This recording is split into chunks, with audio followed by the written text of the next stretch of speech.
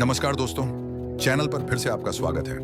आज हम बात करने जा रहे हैं एक ऐसे टॉपिक के बारे में जो मिलिट्री टेक्नोलॉजी की दुनिया में धमाल मचा सकता है। चीन का छठी पीढ़ी का फाइटर जेट।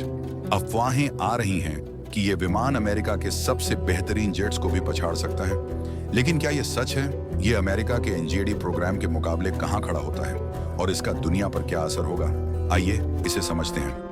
दशकों तक अमेरिका ने अपने 5वें जनरेशन स्टेल्थ फाइटर्स जैसे F-20 रैप्टर और F-35 लाइटनिंग II से आसमान पर राज किया, लेकिन चीन का नया छठे जनरेशन फाइटर सब कुछ बदल सकता है। चलिए जानते हैं कैसे। सबसे पहले छठी पीढ़ी के फाइटर जेट को क्या बनाता है? सोचिए, अगला level stealth, hypersonic speed, AI piloted drone और यहाँ तक कि लेजर हथियार। ये जेट सिर्फ विमान नहीं होते, ये फ्लाइंग सुपर कंप्यूटर होते हैं जो भविष्य के युद्धों को जीतने के लिए डिजाइन किए गए हैं। चीन का छठी पीढ़ी का प्रोजेक्ट, जिसे ZX या HWW कहा जा रहा है, अब तक रहस्य के घेरे में है, लेकिन जो लीक हुई जानकारी है उसके मुताबिक इसमें AI को पायलट, ड्रोन स्वार्म कंट्रोल और हाइपरसोनिक मिसाइल्स हो सकती हैं। कुछ एक्सपर्ट्स का कहना है कि इसके प्रोटोटाइप 2030 तक उड़ सकते हैं। चीन का लक्ष्य अमेरिका को पीछे छोड़ना और दुनिया का सबसे बड़ा एयर पावर बनना, लेकिन अमेरिका भी चुप नहीं बैठा है। अब हम चीन के रहस्यमय जेट को अमेरिका के छठी पीढ़ी के प्रोग्राम से, जैसे एनजीएडी एयरफोर्स के लिए और FA-XX नेवी के लिए तुलना करते हैं। दोनों देशों ने 3 मुख्य टेक्नोलॉजीज पर बहुत बड़ा दांव खेला है। चीन का नया फाइटर स्टेल्थ कोटिंग्स और डिजाइन का इस्तेमाल कर सकता है ताकि रडार से बच सके, लेकिन अमेरिका के पास दशकों का स्टेल्थ अनुभव है।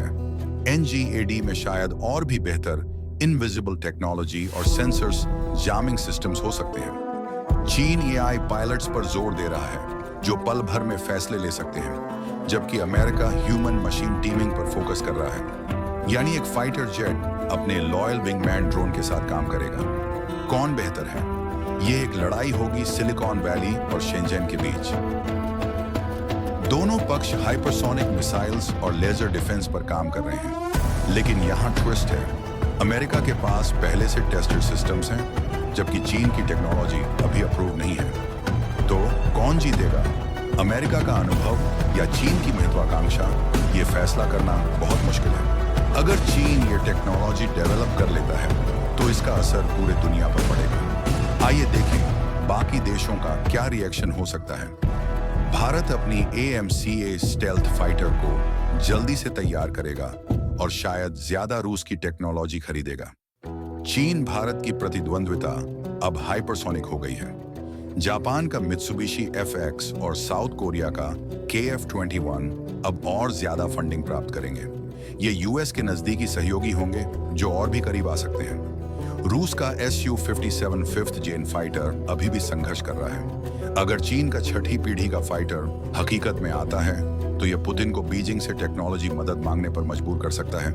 यह उनकी साझेदारी में एक बड़ा बदलाव होगा। चीन अपनी टेक्नोलॉजी पाकिस्तान या सऊदी अरब जैसे देशों को एक्सपोर्ट कर सकता है। अगर यह टेक्नोलॉजी तेहरान के हाथों में जाती है तो यह पूरे गेम को बदल सकता है।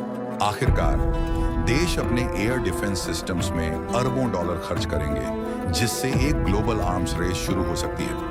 लेकिन इसका क्या असर होगा? स्कूल, अस्पताल और क्लाइमेट प्रोजेक्ट्स को फंडिंग कम हो सकती है ताकि ये आसमान के राक्षस बनाए जा सकें। तो क्या चीन का छठा पीढ़ी का फाइटर वाकई गेम चेंजर होगा? बिल्कुल, लेकिन अमेरिका भी पीछे नहीं हटेगा। असली विजेता कौन है? टेक्नोलॉजी। और सबसे बड़ा हारने वाला कौन हो सकता है?